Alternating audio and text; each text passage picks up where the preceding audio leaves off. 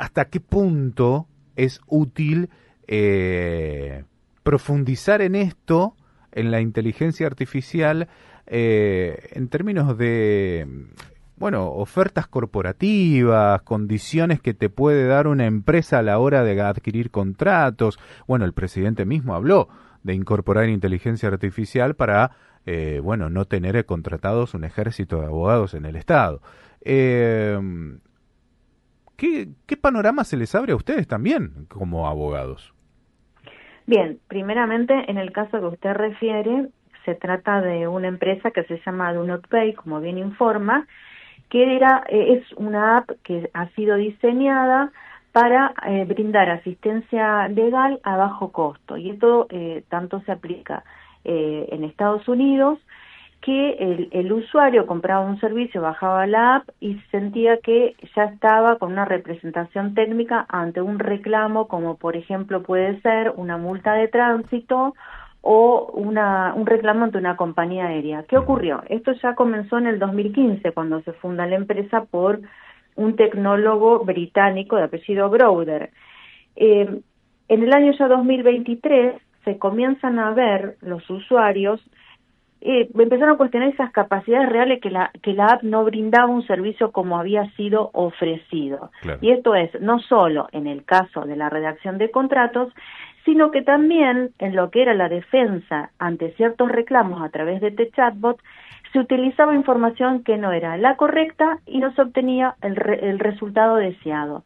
Y esto llevó a que muchos usuarios de la app denunciaran ante la Comisión Federal de Comercio de Estados Unidos la operatoria de la empresa. Se realizó una investigación al respecto y primeramente notaron que los algoritmos ni siquiera habían sido diseñados por abogados. Esto significaba que todo el procedimiento era erróneo y el resultado obviamente. Y segundo, que por ejemplo en casos de reclamos, este chatbot no utilizaba terminología adecuada o no estaba muy bien fundamentado. Esto dio lugar, a través de la investigación, a una sanción pecuniaria de $200.000 que verdaderamente para lo que es el flujo económico de la empresa es casi insignificativo. Claro.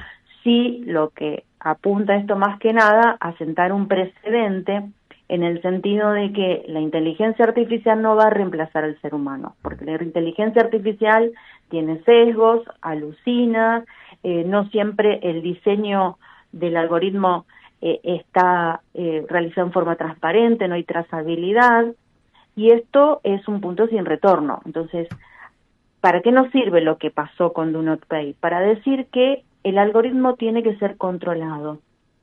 Por eso pregonamos lo que significan las auditorías algorítmicas, es decir, hay que hacer una evaluación de impacto previo antes de aplicar una app a la sociedad para saber si esa app va a producir un daño al usuario y en su caso prever los mecanismos sancionatorios para resarcir a las víctimas. Y esto es lo que está pasando. Sale al mercado una aplicación, no se controla y ocurren estas cosas. Es más, esta aplicación en particular, en el año 2020, fue premiada por la American Bar Association por democratizar el acceso a la justicia, por brindar un servicio más barato que el que podía cobrar un profesional de carne y hueso. Y así estamos. Los resultados no fueron los esperados. Dijiste un profesional de carne y hueso. Si una persona que es contadora, por ejemplo, y que tiene, por ser contadora, esa persona tiene conocimientos legales en general también, porque tiene contactos asiduamente con abogados y va y viene, entonces asume conocimientos por su profesión y por sus relaciones, conocimientos legales. Si esa persona en la piecita del fondo de su casa se pone a asesorar gente a bajo costo en términos legales y la autoridad se entera, es probable que le toquen la puerta a ese contador que está asesorando a bajo costo en términos legales a las personas que necesitan ese asesoramiento. Porque si una persona hace eso, inmediatamente la autoridad puede llegar a preguntarle, con razón desde mi punto de vista, o a ponerle cierto coto a esa persona, decir, che, bueno, vos no podés hacer esto porque sí sos contador, pero no abogado. ¿Por qué pasa eso con una persona humana y se deja avanzar, más allá de que ahora a esta empresa en particular se le puso una multa y se frenó un poco lo que estaba haciendo, pero ¿por qué en términos virtuales se deja avanzar con un asesoramiento a bajo costo, en términos virtuales digo? Primero que tenemos que ver que el tema de la inteligencia artificial es bastante nuevo. Entonces, al ser un tema novedoso, no hay legislación, no hay forma de controlar todo lo que está ocurriendo. Segundo, que no le podemos, al no tener personalidad jurídica propia, la inteligencia artificial como sí la tiene una persona humana, no le podemos endilgar responsabilidad alguna. Entonces, a falta de regulación respecto a qué consecuencias podríamos imponer en el caso de aplicaciones que produzcan un daño al usuario, no hay salida. Es por eso que debería comenzar a tratarse el tema de la inteligencia artificial, ya que es transversal, desde la política del Estado. Desde, vamos a decidir si legislamos respecto a la inteligencia artificial. Europa, por ejemplo, es pionera en lo que es la regulación de la inteligencia artificial a través del RIA, que es el Reglamento de Inteligencia Artificial, donde clasifica la inteligencia artificial de acuerdo al riesgo, alto riesgo, bajo riesgo, moderado y ninguno. Y se aplica sanciones en el caso de incumplimiento de la ley. Europa es pionera en el tema de la regulación. En Argentina, como en Latinoamérica, no tenemos regulación alguna. Entonces, si la inteligencia artificial hoy por hoy provoca un daño, los abogados lo único que podemos hacer es ir al Código Procesal, ir al Código Civil y Comercial, porque no tenemos normativa alguna. Entonces, es un momento como para decidir de que vamos a tener que regular en algún punto el tema de la inteligencia artificial, ya sea a través de una ley, como es Unión Europea, a través de los ambos regulatorios, que son regulaciones más de carácter experimental, pero algo tenemos que hacer, tenemos que dar un primer paso respecto a la temática. Doctora, ¿no hay nadie todavía que esté trabajando en legislar esto? ¿O no hay grupos de trabajo todavía trabajando, valga la redundancia, en buscar legislación para manejar esto? Se está trabajando. De hecho, el año pasado se han presentado 15 proyectos en Cámara de Diputados y 4 proyectos en Cámara de Senadores, que si bien pasó a tratamiento en comisión, no se llegó a nada, porque todo esto parte de la voluntad política. A nivel global hay distintas corrientes. Hay algunos que dicen, países que dicen vamos a legislar, otros que no, y quienes dicen que no se va a legislar, son aquellos que entienden que cualquier regulación puede frenar la innovación y el desarrollo tecnológico. Entonces, ahí está el tema. Claro. Claro. Liliana, perdón, sí. Laura, ¿y qué vislumbrás vos, considerando que Argentina, hoy por hoy, el gobierno actual, no se destaca por ser un gobierno demasiado intervencionista, sobre todo pretendiendo que se regule algo que tiene que ver con la tecnología, donde hoy por hoy, precisamente, el gobierno que está en este momento en la Argentina hace uso y en algunos casos abuso de la tecnología. ¿Qué te parece a vos que puede llegar a suceder en la Argentina, más allá de que, según recién le respondías a Laura, ya se está trabajando para presentar probables proyectos regulatorios? Días atrás, Reidel, que está a cargo de la Secretaría de Tecnología, manifestó que ideológicamente el gobierno consideraba que cualquier tipo de regulación va a frenar el desarrollo tecnológico y la innovación. Es decir, ya están mostrando la posición del gobierno, alineada con grandes potencias como Estados Unidos, que también tienen esa misma línea de pensamiento respecto a la inteligencia artificial. Yo creo que el desarrollo y cómo nos va a ir barriendo la inteligencia artificial si no le ponemos un límite, creo que en definitiva, con el paso del tiempo, se va a tener que cambiar esta forma de enfrentar la problemática. En algún punto, la inteligencia va a tener que regularse, porque hay infinidad de casos donde no es tratada en forma ética. La inteligencia artificial tiene que tener ética, tiene que ser respetuosa de los valores de una sociedad, tiene que ser respetuosa de la dignidad humana, de los derechos conquistados por las constituciones y por los tratados globales, tratados internacionales.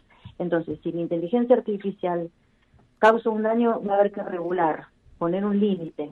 Hay legislaciones que son más rígidas y otras menos, por eso se habla de la soft law o lo de hard law. En este caso yo creo que ideológicamente, no sé si será este gobierno, nos tocará el próximo o los que vengan, pero se va a tener que cambiar la ideología respecto a la regulación de la inteligencia artificial. Yo estaba recordando, doctora, el caso de estos chicos, de unos chicos de una escuela que habían cambiado las imágenes de sus compañeras por inteligencia artificial. No sé si recuerda que creo que fueron, en Chaco había sido. Sí, o acá también, creo que en provincia, que habían modificado las imágenes de las chicas, usaron parte de sus cuerpos para con inteligencia artificial modificar, ¿no? Digo, ¿cómo juega ahí la justicia en ese caso? En este caso, por ejemplo, en el tema de las deepfakes, creo que no hay provincia argentina alguna que no tenga la problemática, porque parece que es una moda dentro de los jóvenes hacer esto, de distorsionar la realidad a través de una imagen, un audio o un video de compañeras colocando una foto de verdadera en un cuerpo desnudo. Y esto causa un perjuicio enorme. En materia legislativa, hay proyectos de ley para regularlo como un delito autónomo. Hoy no es delito, se utilizan otras figuras penales para poder de alguna forma encuadrar el caso, pero es un tema alarmante, porque hoy ya la inteligencia artificial ha avanzado hasta la clonación de la voz humana, y la inteligencia artificial la podemos ver de dos puntos, o sea que usted me toca el tema de la deepfake, como una aliada o como una amenaza. Claro. Cuando es una amenaza, estamos hablando ya del tema de la ciberdelincuencia. Y esto es grave, porque a través de inteligencia artificial se clona la voz humana, se ingresa en la esfera privada de las otras personas y la pueden inducir a cometer delitos, porque esa persona tiene tanta credibilidad en la voz clonada que realiza una acción en consecuencia de lo que la voz clonada le está dando una instrucción. Sí. Y tenemos el cibercrimen, tenemos el caso de extorsiones, tenemos casos de phishing, en todo lo que son las estafas bancarias, y esto se va replicando. Y al ser un tema transversal, en algún punto nos vamos a encontrar con una problemática que se nos escapa del control y de las manos, y vamos a tener que empezar a regular. Yo no participé, sino que seguí unas reuniones de comisión. Creo que fueron a principios del año pasado en la Cámara de Diputados, y a mí lo que me asombró puntualmente sobre la discusión parlamentaria era que solamente se hablaba del tema de reemplazo de la tarea humana, ¿no? Se abordó que ciertamente, bueno, nosotros como locutores, claro, vaya que lo padecemos, pero ciertamente es un tema a prestar atención y demás, pero hay algo más preocupante, por lo menos para mí, que tiene que ver con la privacidad del usuario de la inteligencia artificial, hasta dónde se utilizarán los datos particulares o de las conductas desprendidas del uso de celulares, qué se hará con la transparencia en torno a justamente esos datos almacenados, y ni hablar de un tema de soberanía, porque a mí no me deja de llamar la atención que, qué sé yo, mi celular registra que me muevo de Quilmes a mi domicilio, desde mi domicilio hasta mi trabajo por la mañana, y eso lo esté sabiendo alguien en los Estados Unidos. Y no hay una disputa por la soberanía de esos datos, por las bases, el almacenamiento de los datos que se recaudan. Estábamos el otro día hablando con Lau de la noticia de Brancatelli, que yo no la tenía, sí, no había registrado. Le digo, no, el algoritmo no registró, y no me puse en contacto con esta noticia, esta novedad de una supuesta infidelidad de un periodista de C5N. Busqué, bueno, conversamos esto. Y automáticamente se saltó. Y pasaron 5 minutos y me aparecía en mi celular las noticias de Brancatelli. Digo, ese tema no se trata, no se discute, no se pone sobre la mesa. Verdaderamente usted lo está enfocando muy bien el tema. El tema de los datos personales, tenemos una ley de hace 25 años atrás. Claro. Esa ley está desactualizada. Hubo intentos de reforma y de actualizarla para colocar a Argentina a la altura de los parámetros más desarrollados como es Europa.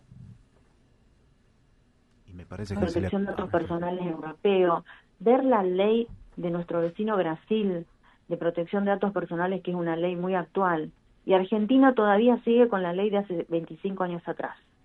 Y todo este cúmulo de datos, nadie sabe a dónde va a parar, claro. ¿Quién los maneja? Y hoy el dato personal es un factor de poder altísimo, a tal punto que se dice que los datos personales son el petróleo del futuro.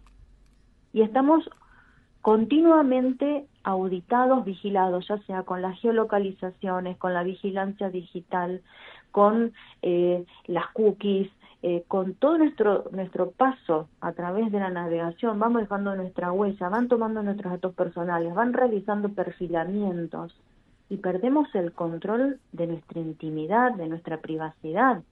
Y esto es terrible lo que está ocurriendo. Sí, totalmente. Yo tengo un Por familiar... eso vuelvo al tema de la legislación. Al menos la legislación es un camino a seguir, nos marca un rumbo, nos marca una línea, pero con la ley que tenemos de hace 25 años atrás, imaginémonos nuestro mundo, que hoy estamos invadidos por la inteligencia artificial hace 25 años atrás. Nadie estaba geolocalizado, no existía el WhatsApp. Uh-huh. Entonces, esa ley hoy no nos sirve y nuestros datos personales son comercializados en la dark web y uno no sabe qué pasó con el tema de los hackeos. Sí. Cómo interfieren en la base de datos de organismos públicos, porque no hay un frente robusto para atacar la ciberseguridad, para atacar los ciberataques, perdón. Y yo confío que voy a una dependencia pública, dejo mis datos personales y el gobierno me protege, pero mis datos personales pueden estar en China, en India, ¿y qué hacen con mis datos personales? Sí, igualmente. Como también los hackeos a los servicios de asistencia de salud, que personas confían, que a veces no trasciende esto, pero personas confían que se hacen un tratamiento médico o que tienen una enfermedad determinada y cree que queda en el sanatorio, y hay un hackeo y esos datos personales migran a cualquier lugar, son comprados por la industria farmacéutica o por industrias que están haciendo algunas prácticas médicas y necesita una base de datos para avanzar en su investigación, y no estamos protegidos, y estamos perdiendo el control de nuestra autonomía y de nuestra libertad. Uh-huh. Tema apasionante, sin lugar a dudas, y que los hay. Hay muchas preguntas para hacer, pero bueno, se nos acaba el tiempo. Tenemos que ir a una pausa. Doctora, le agradecemos muchísimo la posibilidad de conversar con usted. Ha sido muy amable, nos ha iluminado y nos ha llenado de incertidumbres también. Que bueno, justamente iluminar lleva a eso, a las incertidumbres más que nunca. Muchas gracias. Muchas gracias a ustedes por la invitación. Que tengan buenos días.